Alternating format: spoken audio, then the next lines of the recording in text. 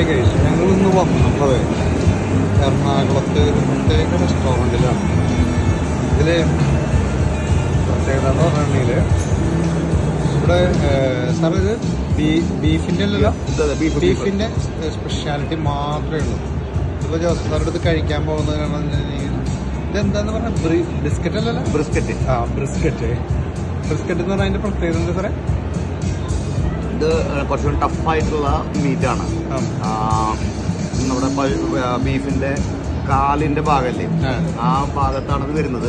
അപ്പോൾ അതിന്റെ മുഴുവനും വെയിറ്റ് ഈ താങ്ങുന്നതാണ്. അപ്പോൾ കാരണം മസിൽസ് ഒക്കെ കുറച്ച് സ്ട്രോങ് ആയിരിക്കും. അപ്പോൾ ടഫായിട്ടുള്ള മീറ്റാണത്. അപ്പോൾ അതിങ്ങനെ സോഫ്റ്റ് ആയിട്ട് ഉണ്ടാക്കി എടുക്കണമെന്നുണ്ടെങ്കിൽ ഒരു 7-8 മണിക്കൂറെങ്കിലും ഒരു ചെറിയ തീയിൽ വെച്ച് വേവിച്ചിട്ട് ഗ്രില്ല് ചെയ്യുമ്പോഴാണ് ഇതേപോലെ ഇതായി കിട്ടുള്ളൂ. അപ്പോൾ ഇത് കട്ട് ചെയ്യുമ്പോഴും അഗെയിൻസ്റ്റ് ഗ്രൈൻസ് വേണം അത് ഗ്രൈൻഡ് ചെയ്യാനായിട്ട്, കട്ട് ചെയ്യാനായിട്ട്. എന്നിട്ട് ഇത് നല്ല ടേസ്റ്റിൽ വന്നിട്ടുണ്ട് ഈ പ്രൊഡക്റ്റ്. അതെ ടേസ്റ്റ് ചെയ്യുമ്പോൾ നല്ല ടേസ്റ്റ് ചെയ്യുമ്പോൾ തന്നെ അതിങ്ങനെ ഈ റെസ്റ്റോറൻറ്റിന്റെ പേരെന്താ സാർ? സാർ എന്താ പ്രത്യേകം പറഞ്ഞ ഗൂഗിൾ മാപ്പൊക്കെ ഇട്ട് ഭയങ്കര ഉള്ളിലേക്കാണ് വന്നത്. എറണാകുളത്ത് കാക്കനാട് പാലാരിവിടെ നിന്ന് എനിക്കറിയാം. ഇവിടെ കഴിക്കണമെങ്കിൽ നമ്മുടെ ഓബ്രോൺ മോളിന്റെ അവിടെ നിന്ന് തിരിഞ്ഞിട്ട് വരുന്ന സ്ഥലമാണ് കാക്കനാടേക്ക് പോണ വഴിയിലാണ്. ഇത് സ്റ്റീവ്സ് കിച്ചൺ. ഒരു ആള് തന്നെ ഉണ്ടാക്കണമെന്നുണ്ട് അല്ലേ? രസമായിട്ട്. ഈ സലാഡ് എന്തായിരുന്നു നമ്മൾ കഴിച്ചത്? ഇത് മറ്റേ പൊട്ടാറ്റോ